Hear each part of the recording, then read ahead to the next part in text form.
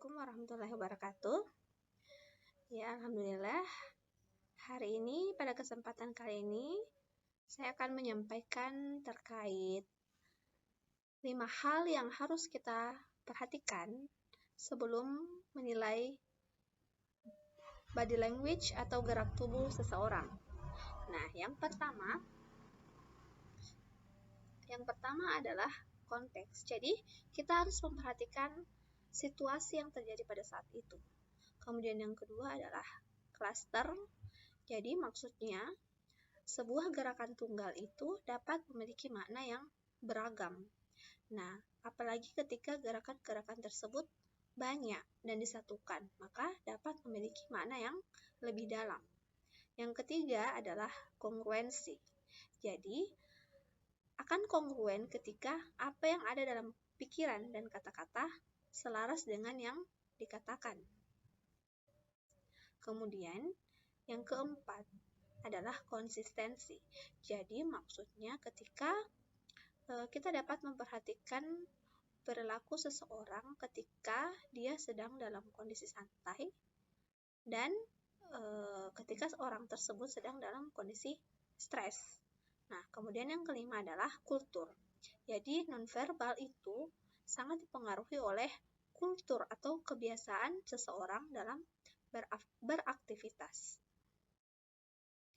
Nah, jadi mari kita coba perhatikan gambar dari gambar pertama, yakni ini merupakan gerakan manipulasi, artinya seseorang menyentuh bagian wajah untuk memanipulasi gerakan.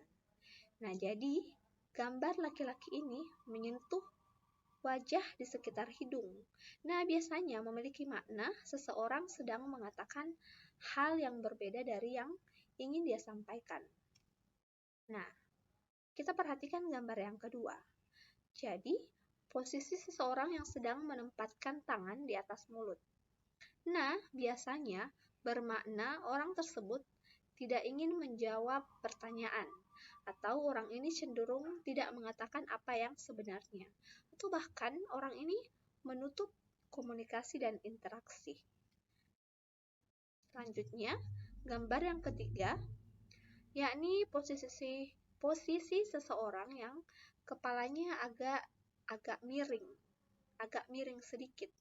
Jadi, ini biasanya bermakna dia tertarik dengan suatu hal dan ingin tahu lebih dalam tentang hal itu, atau pembicaraan yang sedang didengarkan oleh orang ini tuh sangat menarik. Makanya dia memberikan body language atau gerak tubuh yang seperti itu. Oke, gambar selanjutnya, yakni seseorang sedang meletakkan tangan sebagai penopang kepala. Biasanya bermakna orang ini sudah lelah sebagai seorang pendengar dan mulai merasa bosan terhadap pembicaraan, atau bahkan dia tidak tertarik pada pembahasan. Gambar selanjutnya, yakni seseorang sedang menyentuh leher. Nah, biasanya bermakna orang tersebut ragu terhadap apa yang dia katakan. Selanjutnya, gambar 6, yakni posisi seseorang yang dimana kepalanya sedang tertunduk. Biasanya memiliki makna tidak setuju akan suatu pendapat. Atau bisa juga bermakna perasaannya sedang tidak nyaman, atau memiliki rasa bersalah dan malu. Kemudian, selanjutnya, posisi seseorang yang sedang menyentuh telinga biasanya bermakna orang itu memblokir kata-kata yang sedang ia dengarkan, atau orang itu sedang tidak sabar ingin berbicara karena sudah mendengarkan terlalu banyak. Nah, kita lihat gambar ini. Nah, posisi mencengkeram tangan seperti ini biasanya bermakna seseorang yang sedang melakukan pengendalian diri. Dia cenderung gelisah atau sedang menjaga sikap. Nah, kita lihat lagi. Gambar ini, posisi seperti ini biasanya bermakna seseorang memiliki sikap yang tertutup dan cenderung tidak nyaman terhadap situasi yang sedang terjadi, atau bisa juga tidak setuju terhadap pendapat atau keputusan yang dibuat, atau bisa juga tetap pada posisi pendiriannya atau pendapatnya. Nah, kita lanjut. Nah, posisi mencengkeram pergelangan tangan biasanya bermakna orang ini memiliki kepercayaan diri yang tinggi, memiliki keyakinan, dan posisi yang otoritas. Kita lanjut. Posisi menggenggam lengan secara bersilang bermakna seseorang sedang tidak percaya diri atau sedang gelisah dan menutup diri, atau menjaga diri agar dia tetap merasa nyaman. Lanjut lagi. Posisi mencengkeram lengan atas biasanya bermakna seseorang sedang menahan emosi atau kemarahannya terhadap sesuatu. Baik, kita lanjut. Nah, posisi seperti ini memainkan benda seperti pulpen, kacamata, atau handphone, dan sebagainya biasanya bermakna orang ini sedang mengalihkan perhatian untuk menunda keputusan.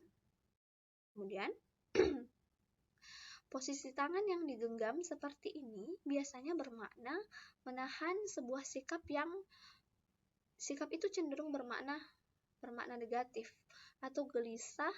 Orang ini sedang gelisah akan sesuatu hal. Lanjut lagi. Nah, posisi menara tangan menunjukkan sikap percaya diri dan cenderung menjaga diri agar terlihat nyaman dengan kondisi yang ada.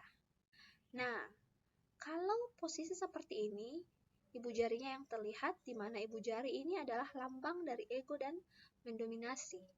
Nah, seseorang menunjukkan ibu jari biasanya berarti orang itu menunjukkan kekuasaan atau dia membatasi kekuasaan orang lain.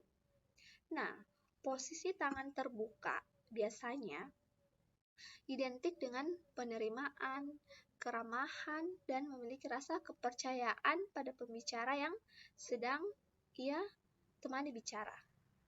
Nah, selanjutnya, posisi tangan bawah atau tertutup seperti ini biasanya bermakna memiliki sikap yang mendominasi, otoriter, dan tidak ingin dipengaruhi. Nah, kalau posisi tangan yang tertutup dan menunjuk biasanya bermakna isyarat dari otoritas dan agresi seseorang. Lanjut lagi. Nah, posisi telapak tangan di atas seperti ini biasanya bermakna seseorang sedang berusaha untuk mengambil kendali. Nah, kalau posisi tangan seperti ini, posisi yang bersalaman dengan dua tangan biasanya bermakna seseorang memberikan kesan yang baik dan memiliki kedekatan pada orang yang bertemu dengan kita. Nah, lanjut. Posisi telapak tangan di bawah bermakna seseorang sedang memberikan kendali pada orang lawan bicaranya. Kemudian, nah posisi tangan seperti ini biasa disebut shaking hands atau seimbang tanpa dominasi. Bermakna orang ini saling menghormati dan saling percaya diri. Nah, jadi mungkin itu yang bisa saya sampaikan terkait makna dari beberapa gerak posisi tubuh yang terdapat dalam gambar di slide ini. Lebih dan kurangnya mohon dimaafkan. Assalamualaikum warahmatullahi wabarakatuh.